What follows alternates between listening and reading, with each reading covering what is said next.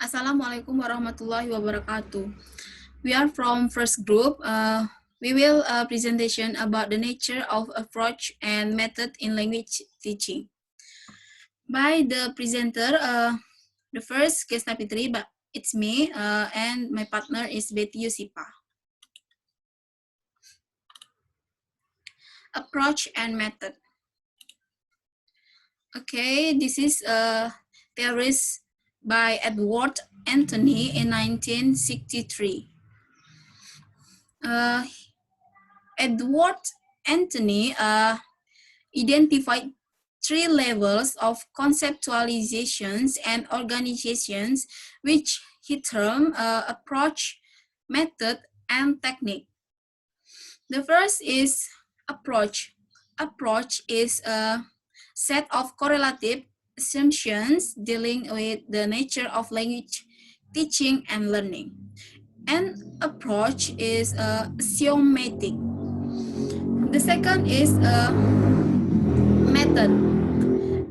Method and overall plan for the orderly presentation based on an approach. It is procedural theory put into practice. And the last is technique. Technique implementational technique carried a method which is consistent with an approach. Approach about the nature of language and language learning deserve as a source of practice and principles in language teaching. Theory of language. There are three models of language. The first, structural view. That language is a system of structurally related elements for the coding of meaning. The second is functional view. That language is a vehicle for the expression of functional meaning. And the last is interactional view. In interactional view, language as a vehicle for the realizations of interpersonal relations and for the performance of social transaction between individuals. Theory of language learning. Theory of language learning emphasize either one or both of these dimensions. The first, process-oriented. Theories build on learning processes such as habit formations, inductions, inferencing, hypothesis testing, and generalizations. And the second is condition-oriented. Theories emphasizes the nature of the human and physical context in which language learning takes place. Okay, there are three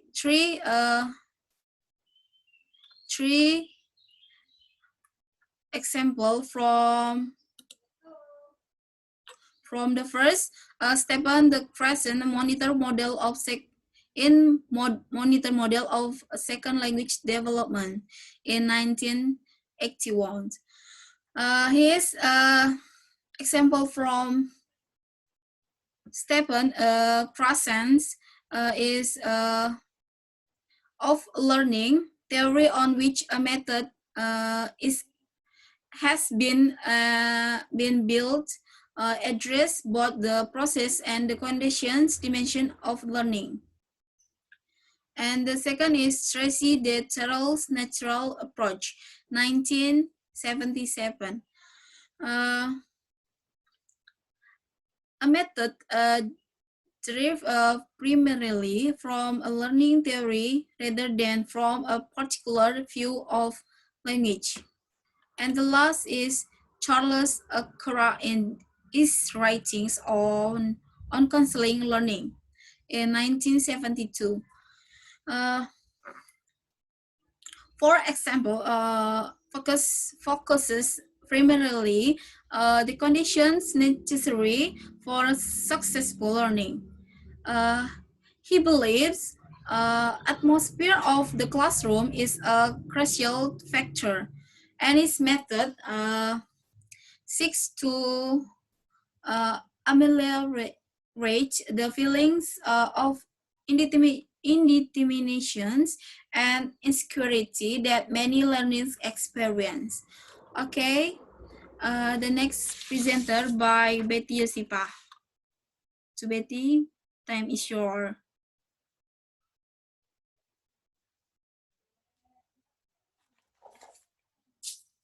Betty?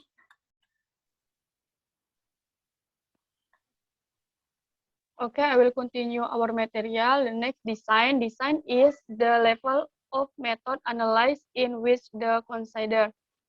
The first objective.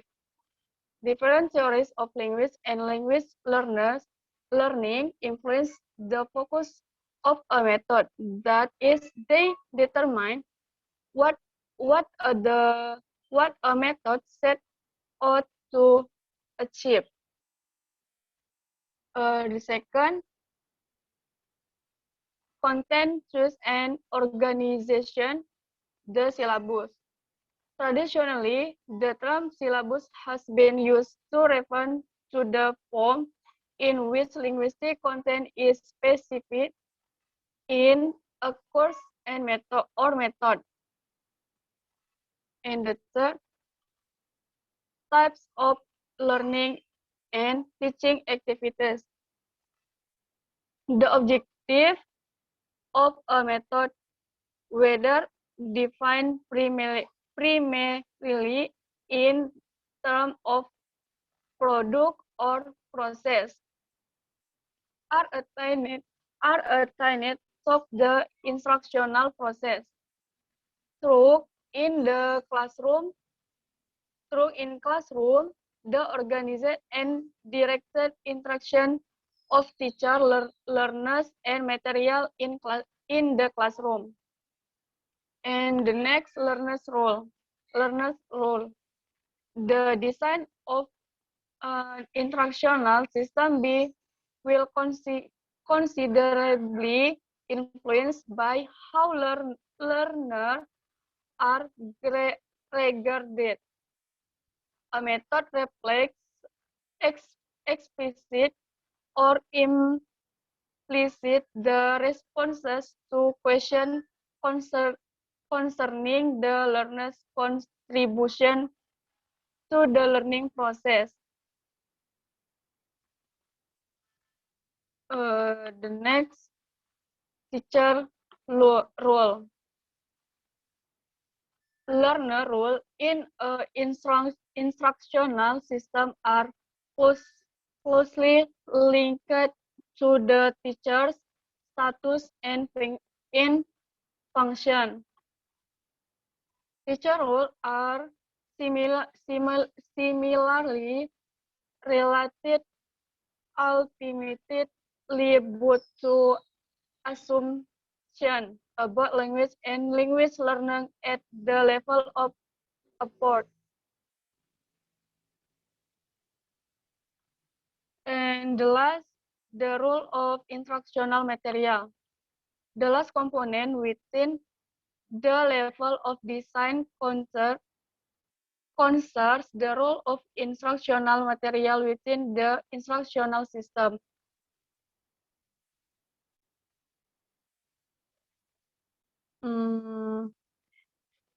And next, procedure. And next, procedure. The procedure focuses on the way a method handles the presentation, practices, and feedback phase of teaching.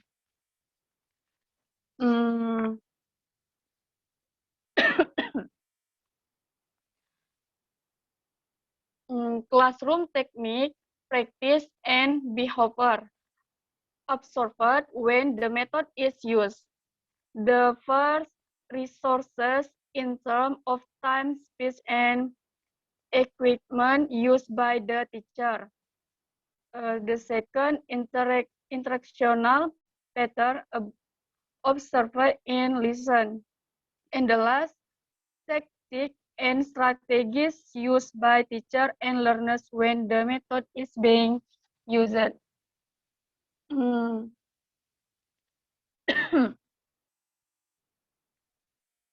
I think just all. Guess now.